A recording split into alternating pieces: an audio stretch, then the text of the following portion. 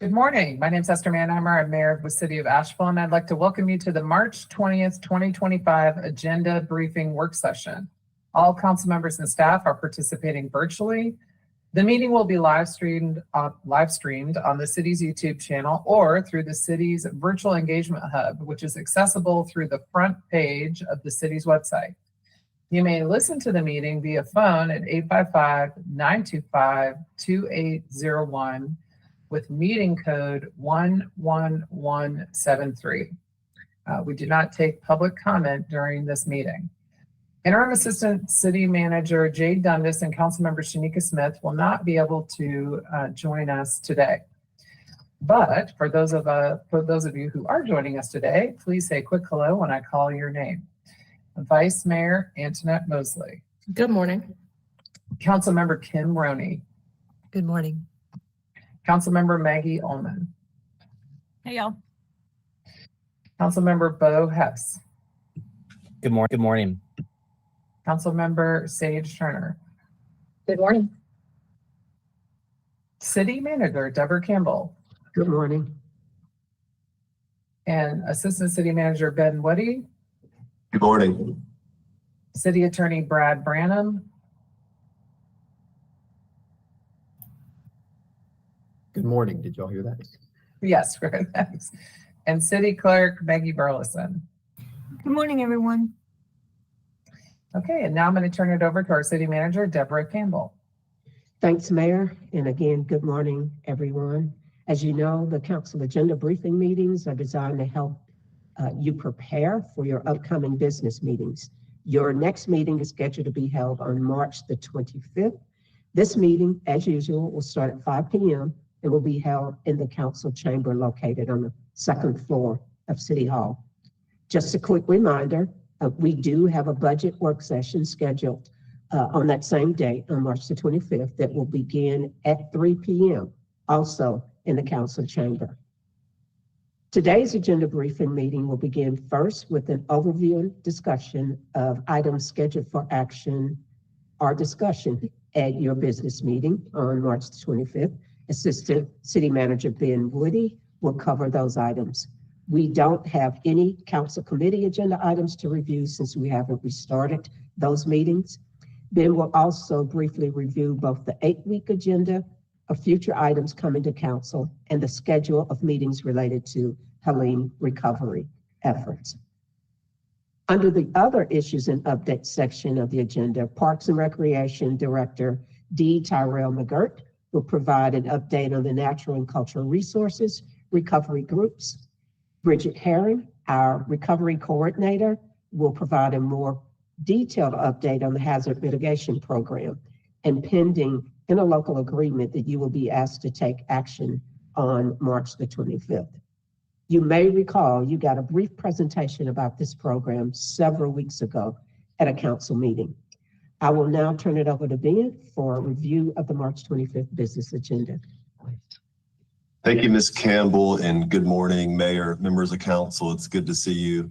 I'm going to dive right in on your council agenda. You do have 3 proclamations. We have Social Work Month, Parkinson's Awareness Month, and we're going to have some information on the Stars Serving Up Love event and a recognition for that.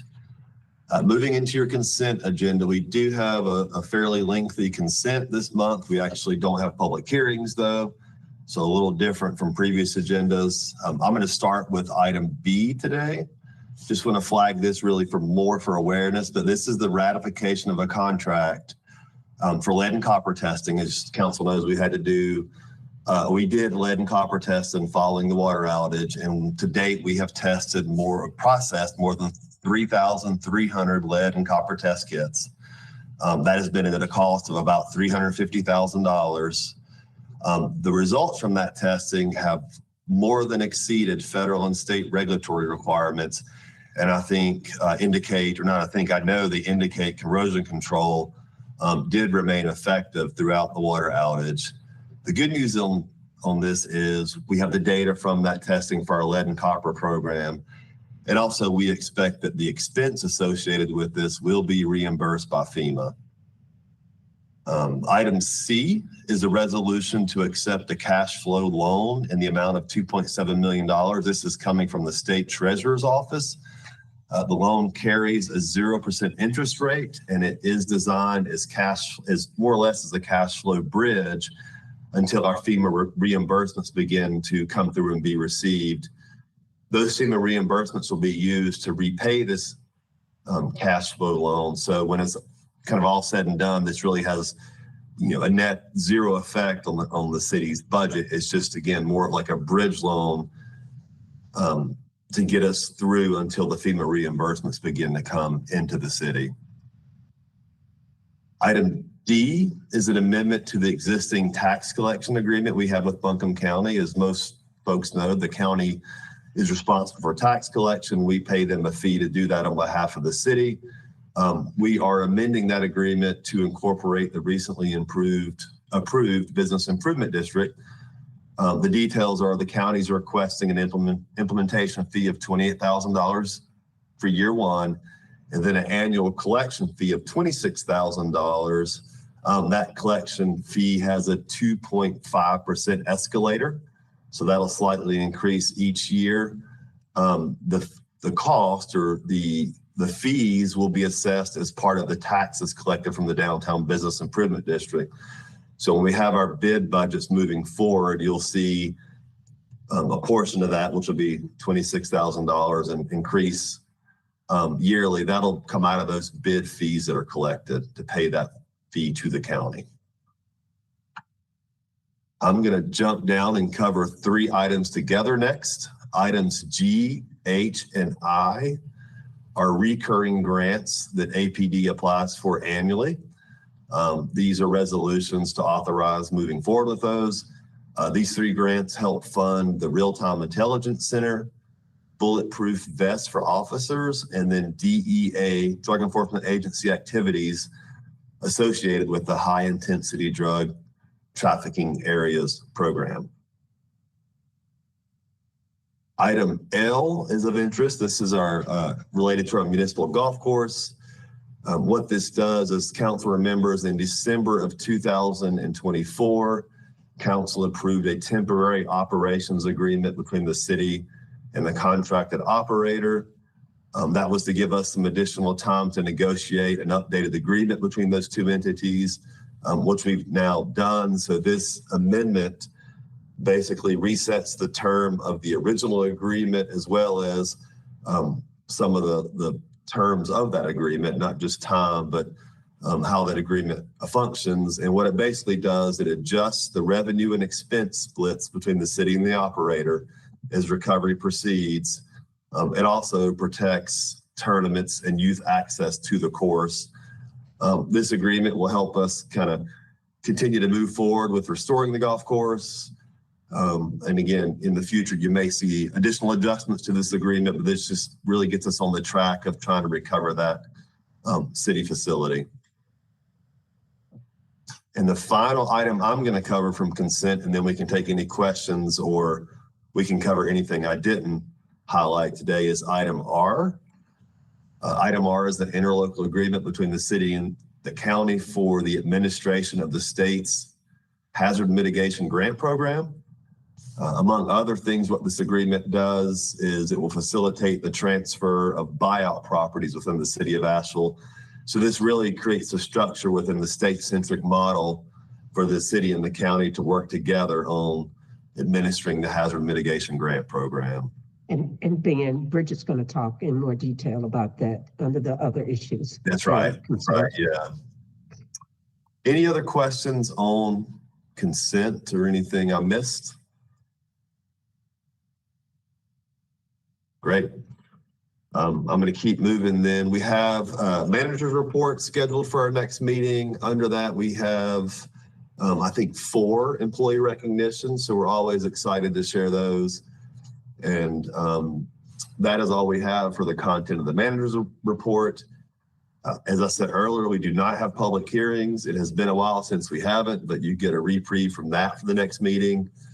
And that concludes, although Brad, I guess we do have a closed session that we're going to have at the next meeting. So that'll be an item we'll have to move into. Brad, you want to share anything on that, or just note the closed session is going to occur? We do, as Ben said, council, have a closed session. I sent you all an email about that yesterday, just giving you a heads up as to the subject matter. It's a single item that we'll be discussing, but this is a follow-up to previous discussions that we've had.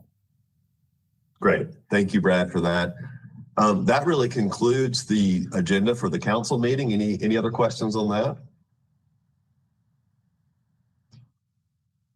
Seeing none, I'm going to keep moving. As Ms. Campbell mentioned, we don't have any council committees to review. Council is aware we are moving towards reestablishing council committees and turning those back on. So hopefully we'll have more to share on that in the coming weeks with the community.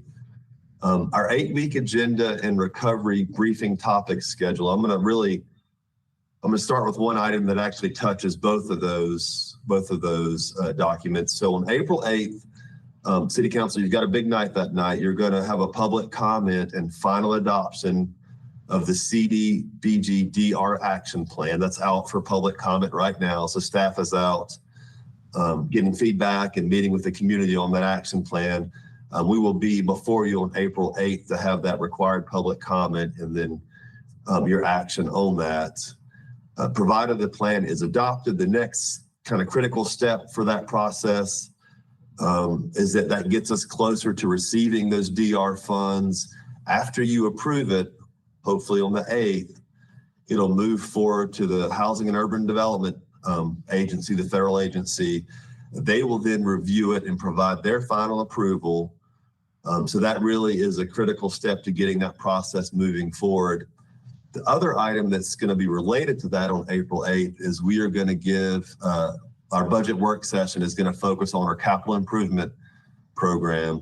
And so I think you'll also get a chance, you and the community, to see how council's recovery priorities will begin to intersect with both our bond and typical CIP projects. So I think you're going to start to see recovery priorities, the DR funding, the bond priorities, and the typical CIP. We'll begin to see how all that intersects into a cohesive strategy for the community. The other item I want to flag on your 8-week agenda is also on April 8th, you are going to be have an opportunity to see the steering committee for the Business Improvement District. So as you remember, one of the requirements is that the operator, in this case, ADID, they are required to bring back to you a slate of appointments. Your resolution specified the number, geographic representation, and industry representation. So they will bring you a slate of appointments for you to consider. You can adopt that slate and establish the steering committee. If council has a concern with one of the appointments, you can not adopt the slate, and then the AEDID would have to bring you back a revised slate. One thing I'll note on that council needs to kind of keep in mind is one of the appointments is a city council member. So you as a body will also need to identify who your appointment is to that steering committee. And that'll need to be done by April 8th. Any questions on what's coming in the future or anything you want to discuss that I didn't cover? If Sage has expressed an interest in serving on the bid board as the council appointee, but if anybody else is interested, please let us know. Thank you.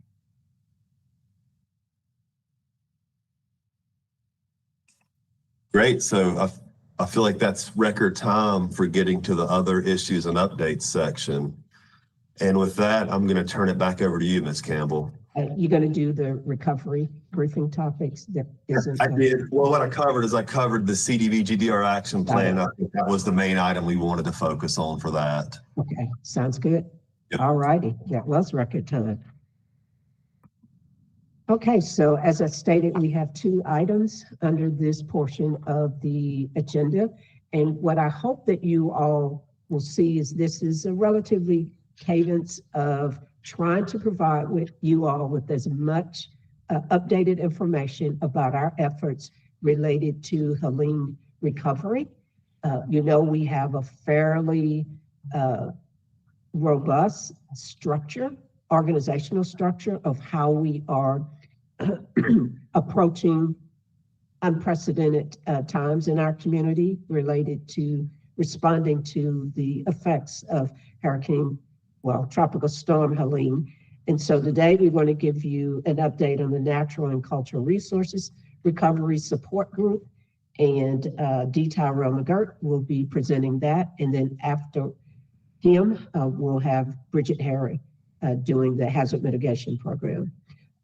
There is nothing that is needed in terms of an action on the Natural and Cultural Resources Recovery Support. It's just an update organizationally and path forward, opportunity for you all to ask questions, but we will be asking for action on the 25th regarding the Hazard Mitigation Interlocal Agreement. Let's see. Dee, take it away. Appreciate it, City Manager Campbell. Mayor, Vice Mayor, Council, I'm D. Tyrell McGirt. I serve as the Parks and Recreation Director here with the City of Asheville. I've also been serving as the lead over the Natural and Cultural Resources Recovery Support Group. And as Deborah said, this presentation is just to provide an ongoing update on recovery efforts. Specifically today, I'm going to focus on the natural and cultural resources. Next slide. Some things to keep in mind, recovery support groups, or RSGs as we are calling them, are following the FEMA disaster recovery format. And we're using this format to holistically look at all of our recovery efforts, make sure we're covering all our bases. This update today highlights our ongoing recovery efforts, again, related to natural and cultural resources. The Natural and Cultural Resources Recovery Support Group has served as one of 6 RSGs, and its focus has been on reopening parks as quickly and as safely as possible and prioritizing the redevelopment of those major storm damaged park spaces in collaboration with the existing infrastructure RSG. Natural and Cultural Resource RSG has also identified opportunities and actively working to implement strategies to support our local arts economy and to enhance environmental resiliency. Natural resources efforts will concentrate on a few areas: water capture and storage, stormwater management, habitat and tree canopy restoration, carbon capture, and riverfront revitalization. Next slide.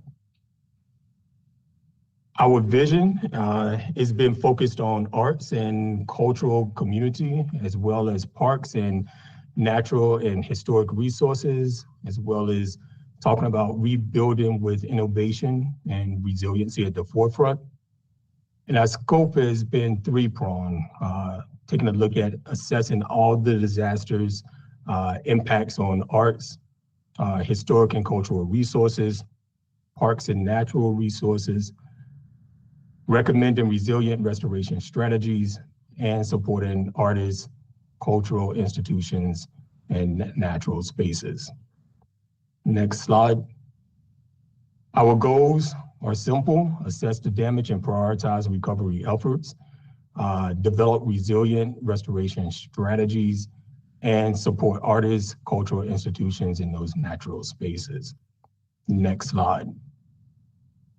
This is just an organizational chart of how the Natural and Cultural Resources Recovery Support Group has functioned. You would notice that the RSG has been divided into 3 small group areas focused on arts and creative industries, parks and natural resources, and historic and cultural heritage. Each of those small groups has a lead, and each of those small groups have identified projects, short-term, medium-term, long-term projects where they will focus their energies for the immediate future. Next slide. So I dive into each of those small groups pretty quickly, talk about those short-term projects that they've identified, medium-term projects that are currently in progress and that they're working on, and then some long-term projects that have been identified with each of those groups.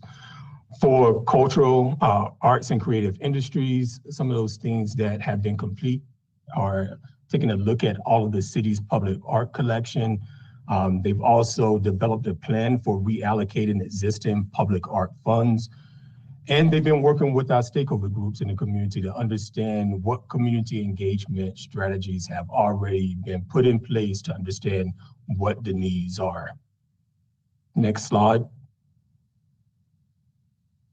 Some things that are in progress right now is the Arts and Creative Industries Group has implemented a plan to reallocate those public art funds. This was the plan that you all approved at the last City Council meeting to dedicate those funds to Arts AVL to be utilized in their business grant to local artists, as well as helping them with marketing strategies to bring people back to those art district areas, namely River Art District and Downtown District.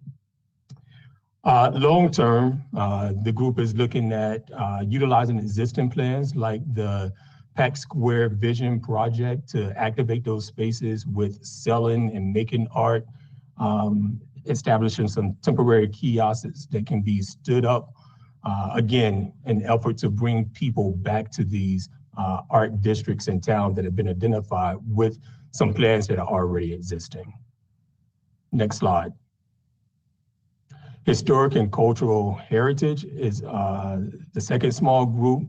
Some things that they completed early on was taking a look at local, state, and federal regulations that impact historic resource flood variance review. This is a pretty extensive review, so trying to look at what are some strategies that this group can look at to make the process a little bit easier for locals in the community that have historic structures. Identifying internal processes and communication materials to streamline the process of looking at those variances, and also identifying potential improvements to the UDO. Next slide. Currently in progress, this small group is working with the newly formed FAST team to take a look at those variants in support of historic structures to, again, streamline the process and get things moving a little bit faster for those impacted, and identifying by mapping the city's historic assets all damaged in the storm. Long term, this group is looking at some training opportunities to provide city staff with how do we look at these historic structures throughout the city to ensure that any improvements that are being made are in compliance with the historic character of those facilities, and updating the official inventory for historic resources in Buncombe County. Next slide.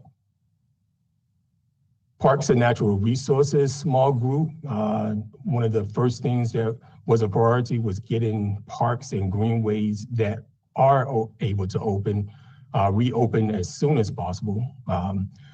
Completing an assessment of all parks, recreation facilities, open spaces, greenways in collaboration with, again, the infrastructure, RSG. They identified and prioritized alternative temporary service plans for those amenities that were damaged in the storm, like dog parks, sand volleyball, skating rink, taking a look at aquatic operations for the upcoming summer, as well as trying to identify a location for a park maintenance facility. And identifying the need for erosion control strategies with those natural areas that were impacted as a result of the storm. Next slide. Kim, sorry. Can we go back to that slide? I guess we can leave it on this one. The long-term recovery group has been bringing forward disaster survivor cities suggestions and wins and experiences with temporary uses. And so I'm really glad to see a lot of these things that folks are looking for. I'm curious, did we not want to just include pickleball? Because that could be a temporary service plan. When you say include pickleball. So I see like temporary service plans for dog parks, outdoor volleyball, skating rink. I know that's part of that's because we lost the skating rink in the Carrier Park. But does it only need to Did we include lose our pickleball courts? Are you asking, did we lose them? Well, there were facilities that people used as pickleball, not necessarily that they were dedicated, but I'm just like curious, is there a reason why we're only including the ones that were dedicated? Well, I'm happy to have that conversation. Yes, we were taking a look at those facilities in Carrier Park that were lost, that are not available anywhere else in the city, and I trying see. to come up with some temporary solutions to replace or provide alternatives, recreation opportunities in the short term until we can get the long-term strategy for replacing those facilities figured out. Got it. Thanks. Mhm. Some things that are in progress right now, as Kim mentioned, we're looking at implementing a strategy so we can have some dog parks around town, outdoor volleyball opportunities, standing up a temporary skating rink, identifying additional aquatic operation strategies to accommodate as many people for the upcoming summer season, and continuing to identify a park maintenance facility. Implementing an erosion control strategy. We know we had a lot of bare riverbanks. Summer's coming up, and some vegetation is needed. So we're looking at strategies to with the erosion control measures. Yes, Maggie. Yeah, on this one, I know that we've recently gotten a lot of feedback from folks about the French Broad River Park and how much vegetation's coming down. And I know staff kind of responded with if the tree is cracked or it's leaning over 30%. So if you could just talk a little bit more about the approach, because I do got to be honest, you go by and it's very startling how scraped it looks. And so I just would, as more information is available, know more about what is being kind of taken down, or if you could remind us of that. And then also, like, I see this as in a midterm project, but we are going to start getting more and more rain. And this is something I'll keep watching a lot because I have concern, and I hear folks being concerned about it as well. But D. Tyrell, before you answer, and I think that's a great question broadly, like how we're handling parks in general. I will point out that French Broad River Park, and I regret that this never happened. We've never had the MSD come and actually present their project to council that they're doing at French Broad River Park. We had a lot of discussion about trying to make that happen, and I'm sure they're still willing to do that if staff wants to reach out to the MSD to ask them to come to council to present their project. It is significant and impactful at French Broad River Park, and is maybe in part responsible for some of the tree removal there. I know the Army Corps of Engineers was doing that project, but I'm just trying to set it aside to point out that it is kind of a unique situation because that's a massive MSD project that's happening there that they're going ahead and sort of accelerating since that park is out of commission. And was that slated before the storm? Yes, Okay. it was. And and again, Yeah, you I'd know, like it to would learn be more. terrific if they could come and tell us, because it's also part of it is also down at Carrier. There's a river crossing they'll be putting in under the river, but you'll see machinery and whatnot. And so we do need to, I think, anyway, Ben, do you think you could reach out to MSD or copy me if you email Tom Hardy and ask them to come present that? Yeah, we'll take care of that. Yeah, I would like to also hear from MSD. This is something that I toured Carrier Park with Gwen Whistler back in 2021 about, so it would probably help to close the gap on some information.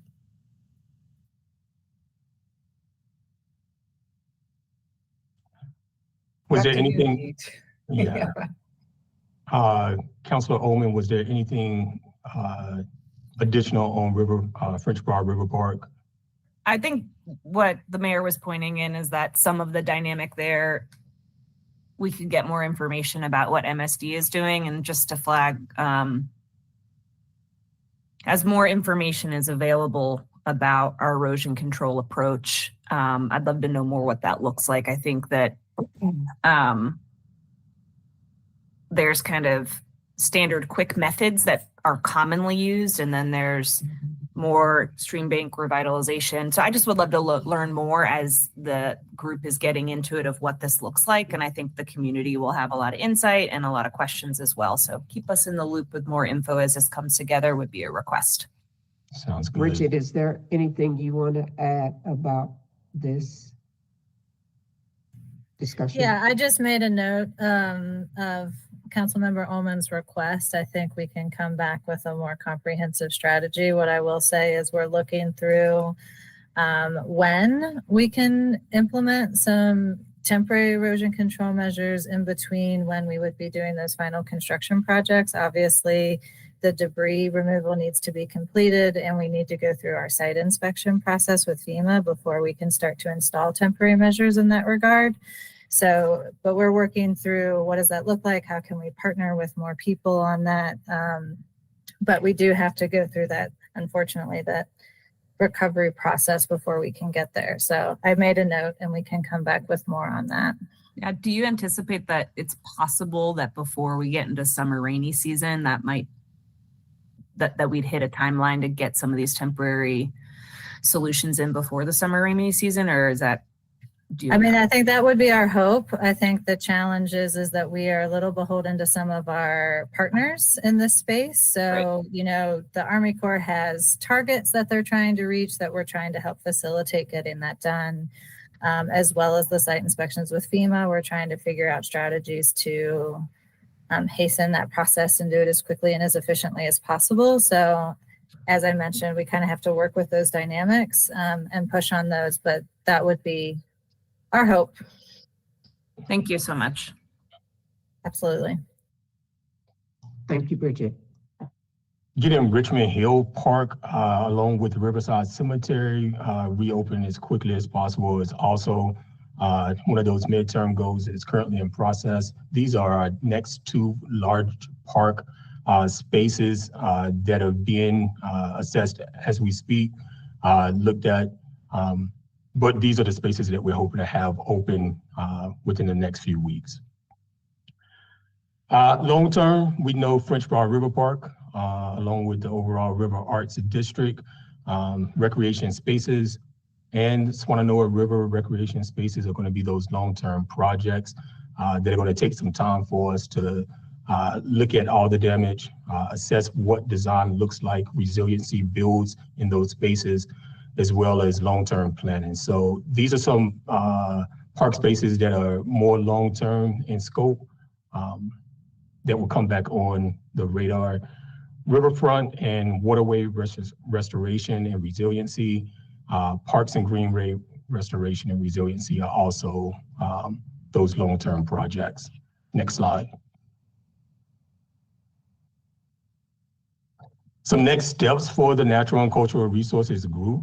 These three small groups that the RSG is currently divided into has folded into two existing recovery support groups, those being economic recovery as well as infrastructure. So the arts and creative industries and historic and cultural heritage is folded into the economic recovery RSG, and the parks and natural resources have now folded into the infrastructure recovery support group. Next slide. This just kind of gives you a breakdown of how those recovery support group format are currently broken out. You can see housing, debris, infrastructure, economic recovery are the four main standing recovery support groups, with water and natural resources being folded up under infrastructure, and now cultural resources being folded up into the economic recovery RSG. Next slide. Key takeaways are here again. Again, the RSGs were created to take a look at all of the disaster recovery needs holistically. The Natural and Cultural Resources RSG has been one of 6 main RSGs, now folded into 4. The focus has been on reopening park spaces as quickly as possible, identifying opportunities to actively work with what our long-term strategies would look like, and supporting our arts economy, And then on the natural resources front, enhancing our environmental resiliencies with the focus area in these major focus areas down here: water capture and storage, stormwater management, habitat and tree canopy restoration, carbon capture, and riverfront revitalization. I know we've had some questions as we going through this, but are there any questions that end with? Thank you. Thank you, Dee. And before we go to Bridget, I know that council, staff, the community, we just really want to move as quickly as possible to restore our community to the beautiful. There's no other way to say it. Just the beautiful community that we once were. We are going to be different, and it's going to take us a while. I don't know that we will ever be the past Asheville, but we will be the future, and it will be equally as beautiful. And I hope the quality of life will be enhanced, and we will build back better. But it is going to take time. We have so many partners, so many I's to dot and T's to cross. When we are trying to work in a system of, unfortunately, we were relying on a lot of assistance from federal and state governments, and we've got to do it by the book, y'all, because this is expensive stuff we are dealing with. And it's not just the public space, it's also supporting our local residents and business owners, and it's complicated. I hope as we move through these coming months, we will be able to provide you with as much updated information as possible to keep you all abreast and aware, because we know there are lots of folks asking you all questions, your constituents, probably even your families are saying, why can't we get this done quicker and faster? We're trying our best.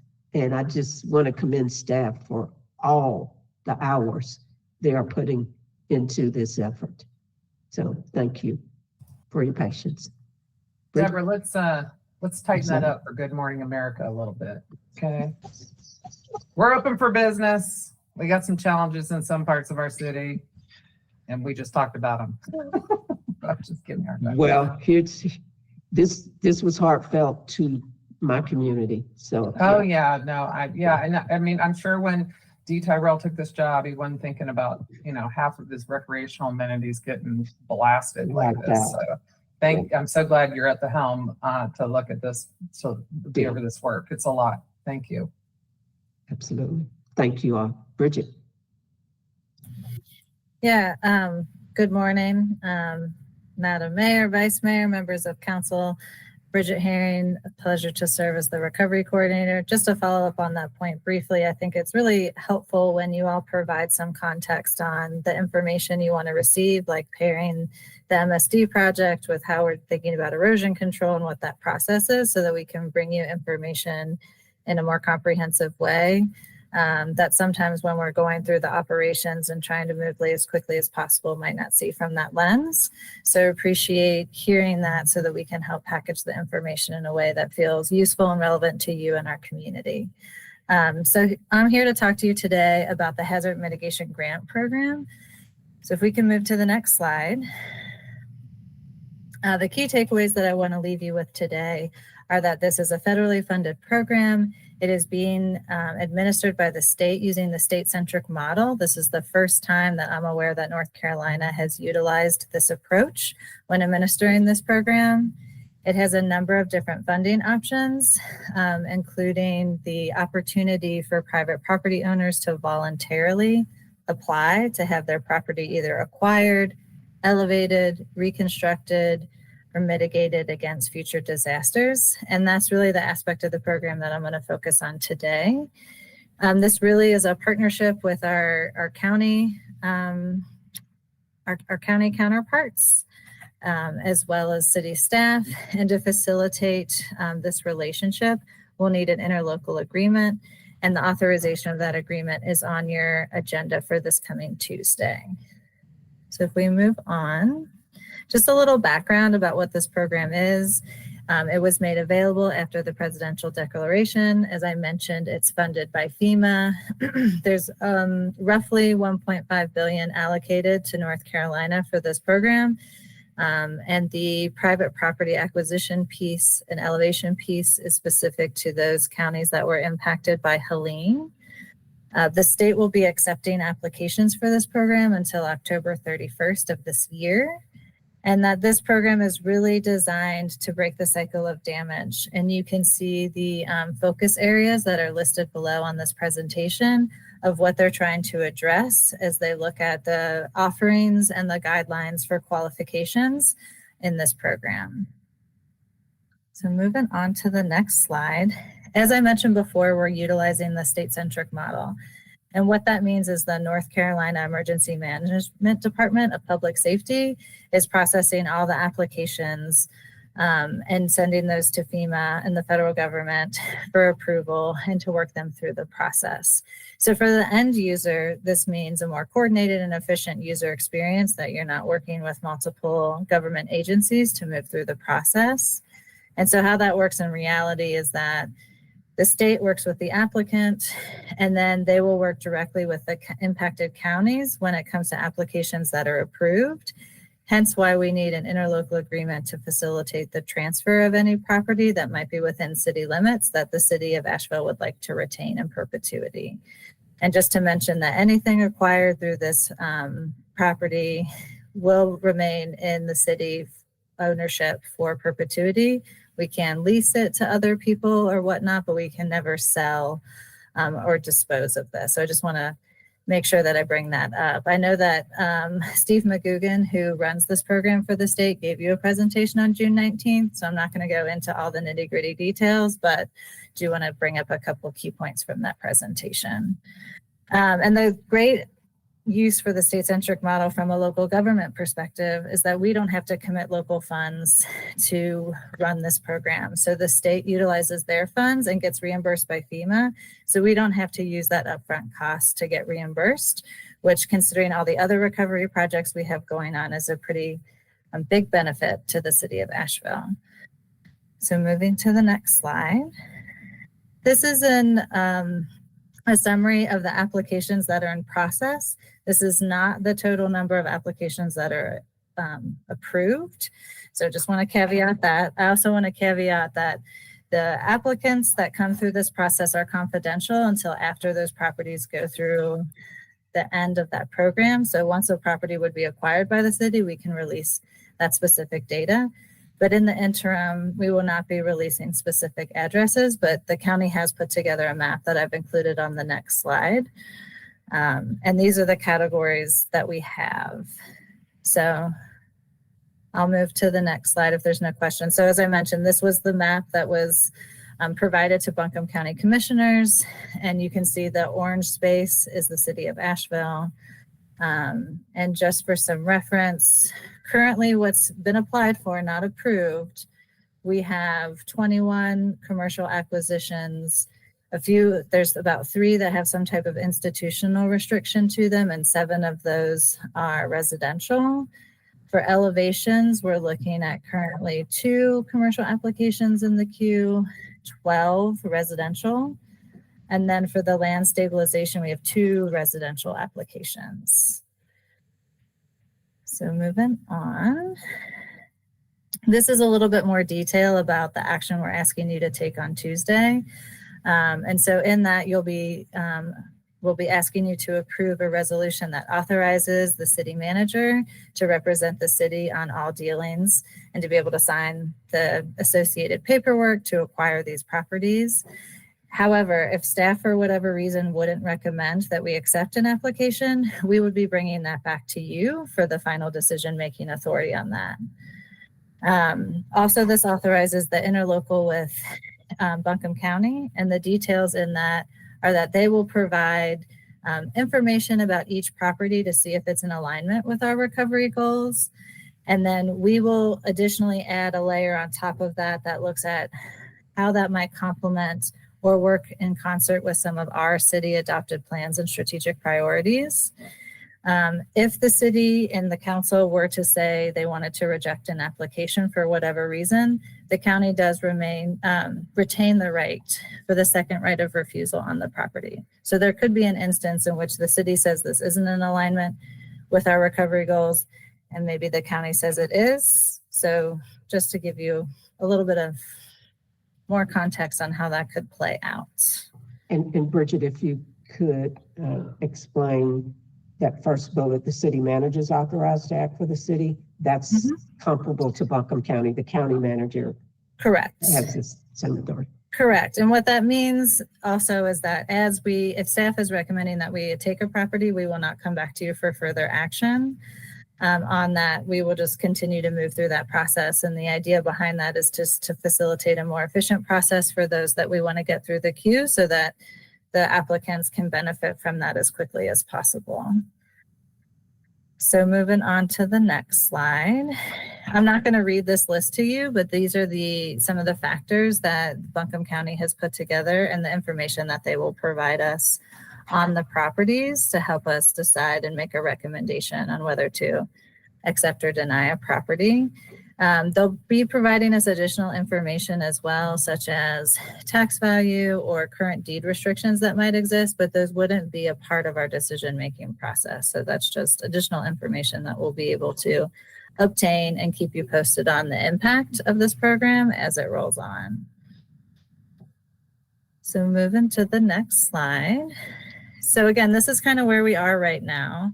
So how it works with the Department of Public Safety is that they batch the applications by county. So they'll do a batch for Buncombe and then they'll move on to Haywood or Madison, and they'll just move on and kind of in order. They also prioritize residential properties first. And so that's what we'll see getting approved through the queue as they move. So we've received one batch so far of approved applications. In that batch, the majority of them are outside of city limits, with only one being within. The county is going to be advertising this program along with their other private property programs, such as the Private Property Debris Removal, or PPDR. So many acronyms. And that our team is working in partnership with them to make sure we're lifting up the communications, not adding to the noise by doing two separate things. So we're trying to work in concert on what that messaging looks like and making sure we're sharing out what they are doing as they're like the primary recipient from the state on this.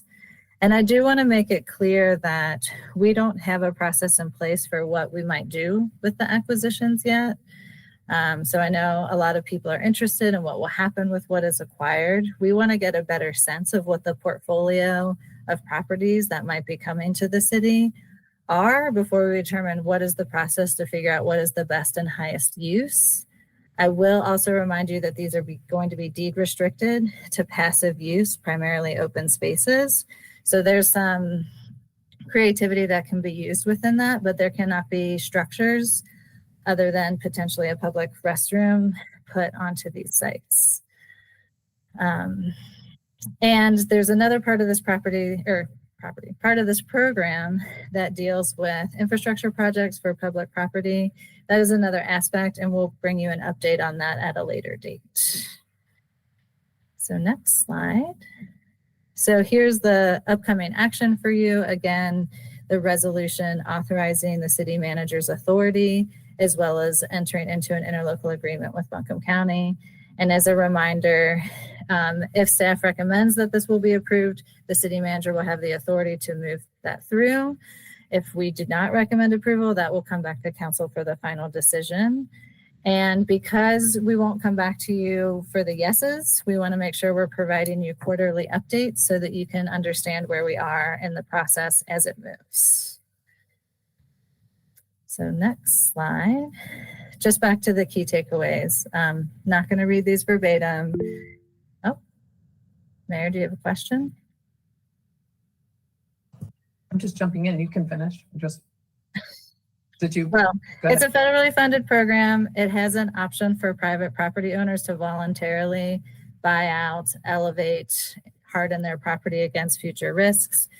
We'll be working with Buncombe County to facilitate any property that might be acquired. And that action will be on your agenda on March 25th to allow us to move forward with that. That's all.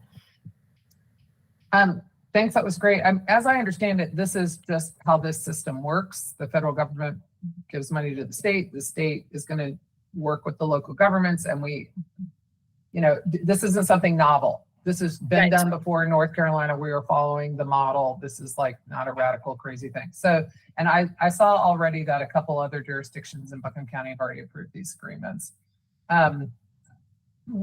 One thing I feel like, again, I'm kind of hammering on, I noticed this was discussed in yesterday's briefing, which I managed to watch, and just continuing to make people aware of this program. And I assume that people that are in affected areas, maybe somebody's doing a little more direct outreach or something's happening there to make those property owners aware of this option.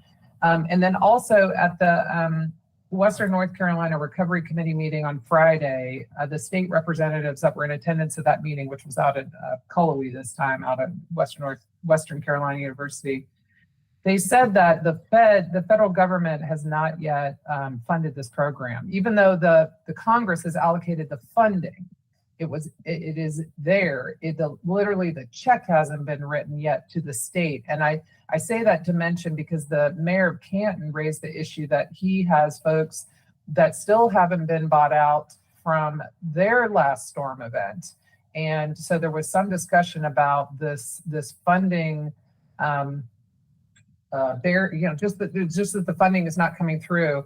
And the governor, to that end, the governor spoke about his last visit to Congress, which was just maybe 3 weeks ago, about this challenge of Congress allocating these funds, but the administration not getting them to the states to be able to spend. So just for your awareness and talking to constituents, if there's concerns about delays in this process, but we're not quite there yet. We're still taking applications. We're still getting all this process. So we're not to that point. And hopefully the federal government will provide the funds in time to the state.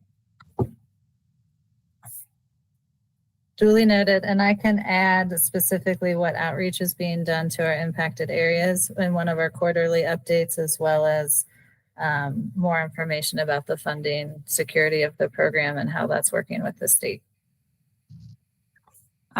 I would love to hear about that outreach. I've heard from a couple different folks in commercial property owners in the River District that they would really welcome us coordinating, having Steve McGugan come to maybe a RAD meeting or something of that nature.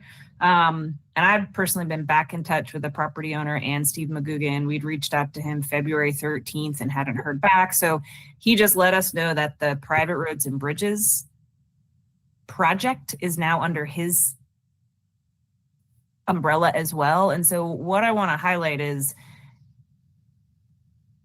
what can it look like for us to step up more than relying on the county to advertise and relying on the state? The county continues to have residential centric marketing language and messaging, and that's great. That makes a lot of sense for the county residents, but when we look at our damage assessments, it's way more commercial. And so I know that through the economic development group that a lot of city staff are meeting frequently with RAD and Thompson Street and Biltmore Village, but can we liaise and bring McGugan in?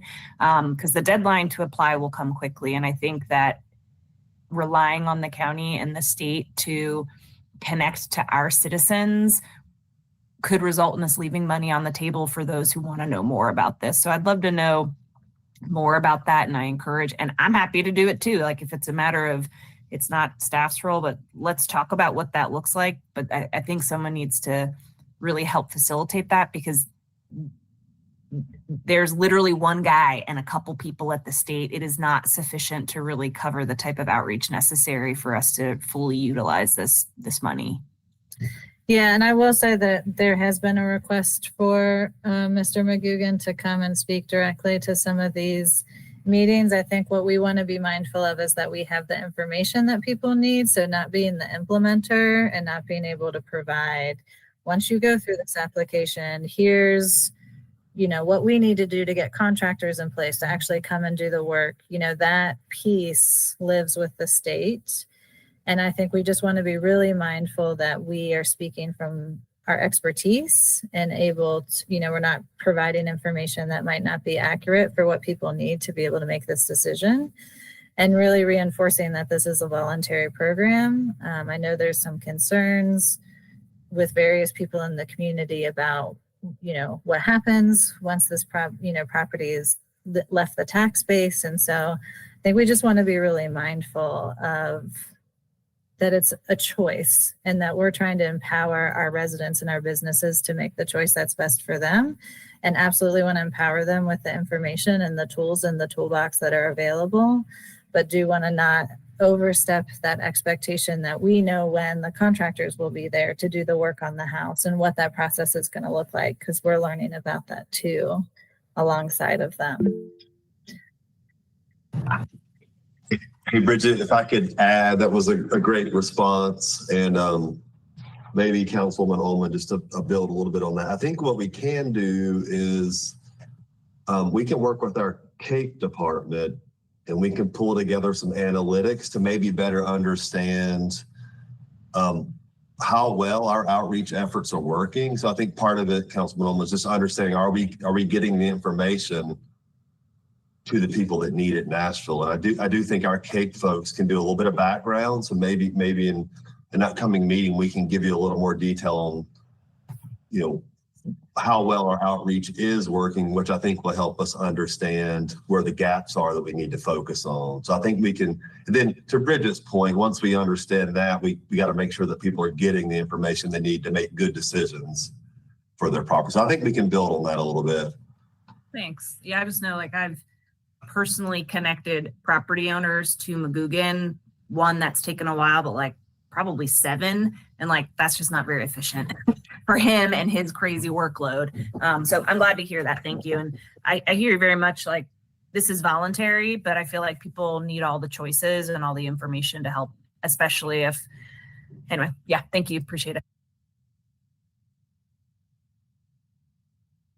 Any other questions? If not, thank you very much. All right. So Mayor, this is all that we had in terms of the briefing information and the formal agenda. I don't know if there are any additional questions, issues, concerns. We'll be more Careful there, careful. Oh, okay. It's about to celebrate getting done by lunchtime here. Let's go. One question I did have about the bid appointment the council has to make. What is the timeline? Could you just remind us, when do we need to make that appointment? We're going to need to know it obviously before April 8th. So let me get I'll get a date in the follow-up document, identify that for council. So we need to, when you say that, that's because you want to have a resolution ready for the April 8th meeting, because we vote on it at the April 8th meeting. Right. Because you vote on this date. So I'm going to say that, and Maggie, maybe you can help me. I think we're going to need it by the end of the month at the latest. Well, I mean, we need to know who the person's going to be, you're saying, because it will have to go on the, okay. Correct. All right. Does that sound right, Maggie, in terms of materials? Okay. Yes, if we're going to have a resolution, then I need to have it by the end of the month. I think what I'm trying to ask is, we're voting on the appointment at the April 8th meeting. Correct. Yeah. Okay. Yes, that's what I need to know. I appreciate that. Thank you. Now, that's all I had. Thanks. All right. Well, we stand adjourned. You all have a Have a good great day. rest of the week. Bye-bye.